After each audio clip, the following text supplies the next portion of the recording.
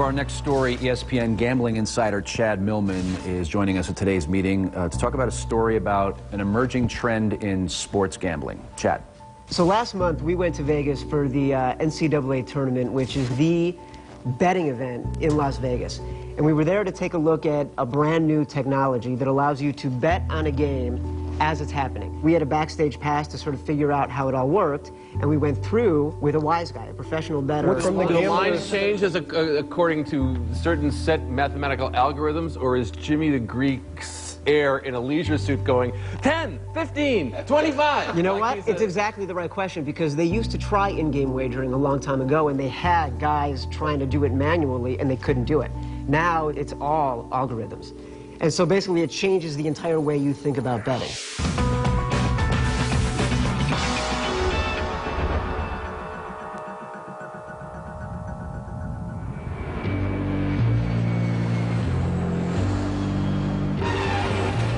There's a new phenomenon in Sin City.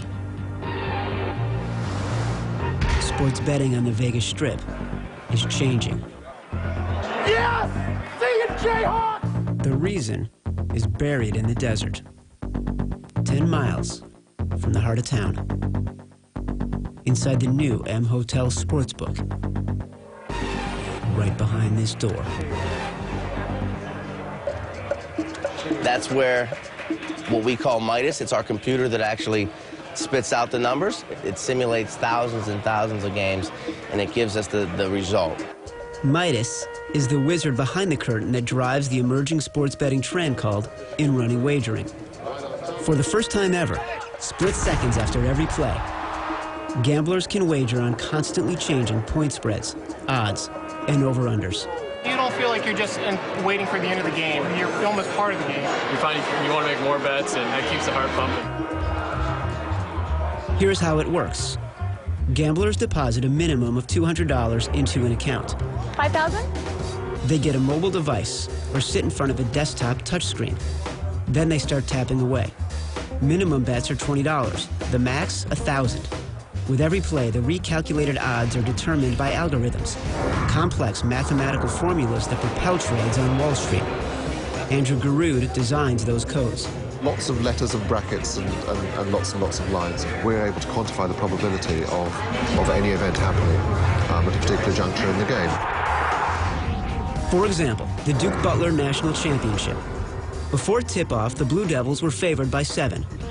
2.5 minutes into the game, Duke was up 6-1, and Midas calculated that Duke was now a 7.5-point favorite. At the 15-minute mark, the Blue Devils were up 26-20, and Midas made them an 8.5-point favorite. By the end of the game, the point spread had changed 89 times, all because of Midas.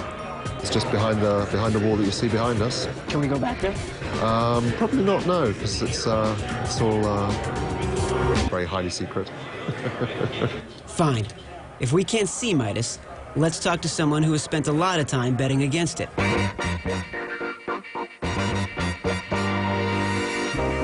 Teddy Covers is a highly respected 42-year-old professional gambler in Vegas with a bankroll of $250,000. Covers craves the new opportunities that in-running, also known as in-game wagering, provides. It allows you to take positions and allows you to change those positions as the game is going. I mean, let's just say before the game starts, I thought that Gonzaga was going to beat Syracuse. 68-47 Syracuse.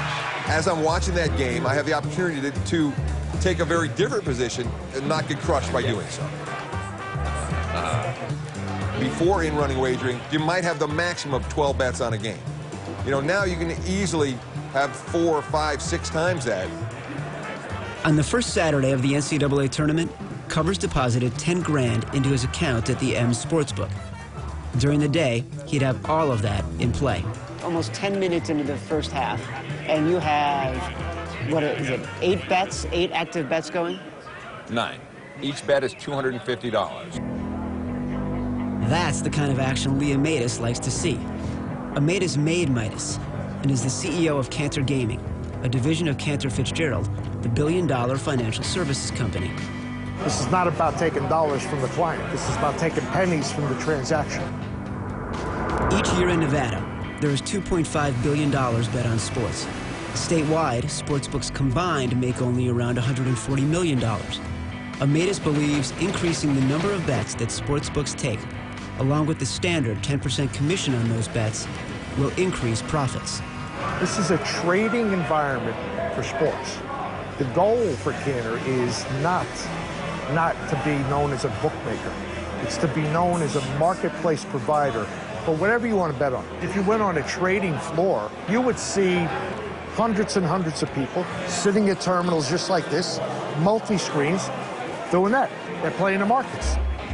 Wall Street guys walk around in suits, and sports betting guys walk around in sweatsuits. You want to buy low, you want to sell high. That's the most basic concept out there. In-game wagering, that's crucial. You know, you want to be betting on the team after their opponent just went on a 10-0 run against them. That's when you're getting the team at their low point, and you can take advantage by riding them up. What if I told you they had a machine that knows what the end score is supposed to be for every game? I'd be interested in looking at that machine. So would we. We're trying to get back there. Since in-running debuted at the M last year, it has expanded to the Venetian and the Palazzo, right in the heart of the Strip. Hey, look, there's Tark. But not every major sportsbook thinks in-running is the next big thing. Most of the gamblers out there are still true fans. They want to bet it, enjoy the game, high five, drink some beers. You know, when you have in-progress wagering, you got to pay attention very closely, and I'm not sure if a lot of people are ready for that type of concentration throughout the entire game. There are those in Sin City with more serious concerns. Some think the pace and rush of in-running prey on people with addictions. Dr. Robert Hunter has been treating problem gamblers in Vegas for 25 years. The final, and I think very important quality that determines the power of a game is immediacy. Finding out right now if you're winning or if you're losing. It sounds to me like there's some potential if you're leaning towards a gambling problem, this is going to let you get there quicker maybe. Oh my gosh, there's so much there to bet on. I mean, he was going for free throws and he was going for everything. So I was like, all right, slow down a little bit, this is a lot. You find yourself betting more, that's for sure. Slow it down, boys. Slow it down. Slow Teddy Covers made his share of bets, too. When E60 followed him, he started the day with that $10,000. And after 4 games, 8 hours, and 68 bets, he made a profit of $377. Was that a day well spent? You know, sure. I don't mind working all day and making $400. You know, I make $50 an hour. What do you know? It's not going to crush me. Though his profits may not seem like much, in-running gave Covers the chance to make up for bad bets he made before the game and put him on the winning side for the day. And over the long haul, Covers sees the grind as a gold mine. The wise guys are worried that it won't last. The wise guys are worried that they're going to beat the M and Cantor Gaming out of too much money and they're going to back off. But the guys at the M aren't worried.